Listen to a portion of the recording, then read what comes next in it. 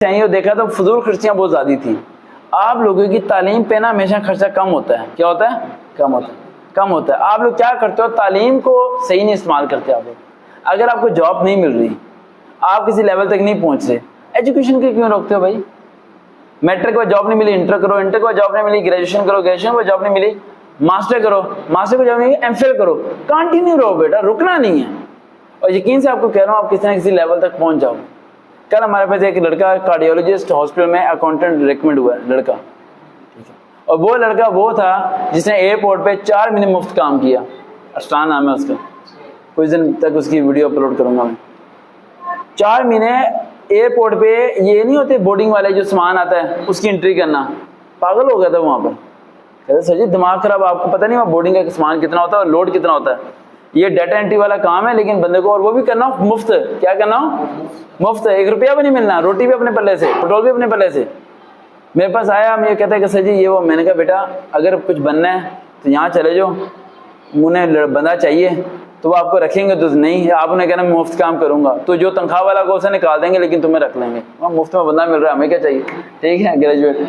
उसने वहाँ काम किया और अल्लाह ताला ने फजल करम किया। उस 4 महीने के तजर्बे से आज वो कार्डियोलॉजिस्ट हॉस्पिटल में रेकमेंड हो चुका।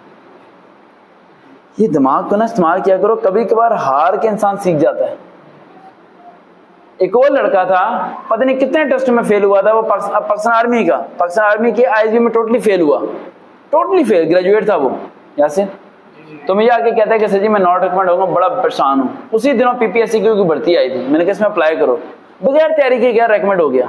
ये कह रहा सर जी मैं कैसे हो गया? मैंने कहा वो तैयारी जो वहाँ की थी ना, तुमने जनरल नॉलेज याद किया था, तुमने पाक स्टडी याद की थी, तुमने इंग्लिश को अपना स्ट्रॉन्ग किया था, वो सारा तुम्हारा वहाँ इस्तेमाल हो गया, तो वहाँ रेकमेंड हो गया। तो ये ध्यान में रखा करो कि ट्रेनिंग का इस्तेमाल सिर्फ ये नहीं कि पंजाब बेस में उस रूल्स एंड रेगुलेशन को लगाओ, उन्हें 4, 5, 10 जगह लगा दो। आप डिफरेंट जगह पैक करो, फिर सब चीज़ हो जाएंगी। पंजाब प्रेस की वीडियो को क्लोज करते हुए हम आपको फाइनल बता देते हैं। आज डेट है 22, ये वीडियो अपलोड होगी मेरे ख्याल से कल परसों तक, मैं कोशिश करूंगा, या 25 तक अपलोड हो जाएगी।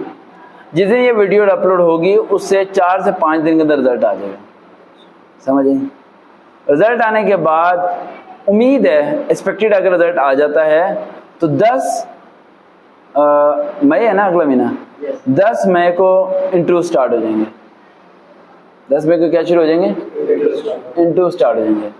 10 मई को इंटरव्यू स्टार्ट होंगे, मई के एंड तक फाइनलिस्टें लग जाएंगी, जून के पहले हफ्ते में लेटर इशू हो जाएंगे, जुलाई, अगस्त, सितंबर में आप लोग ट्रेनिंग पे होगे इंशाल्लाह, समझ आई। घर वाले घर से निकाल देंगे, दफा हो जाए यहाँ से, नजर ना आना दोबारा, ठीक है?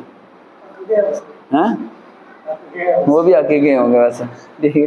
तो ये चीज़ है, अगर ऐसा हुआ तो। और अगर रिजल्ट मेरी वीडियो अपलोड होने के 4 दिन बाद ना आया तो फिर गए 2 महीने, फिर 2 महीने गए बेटा। हाँ वह कुर्बानी हो जानी हमारी बेटा, बचना ही क्या। लेकिन एक चीज़ मैं आपको बार बार कह रहा हूँ कि अल्लाह से यही दुआ है कि रिजल्ट आ जाए पहले, ठीक है, क्योंकि लिस्टें हो चुकी हैं, फाइनल हो चुकी हैं लिस्टें।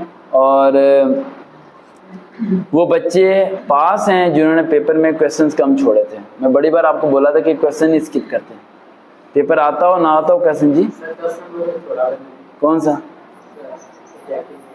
नहीं छोड़ना है, छोड़ के क्या फ़ायदा हुआ?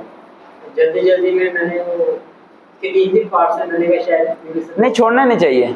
इवन कि आयत भी बड़े लोगों ने छोड़ दी थी, आयत भी नहीं छोड़नी चाहिए थी। आयत का तर्जमा आपको मफहूम लिखना था अपने ऑन वर्ड में, वो लिख देते आप लोग, ठीक है? हैं? किया सारा है ना?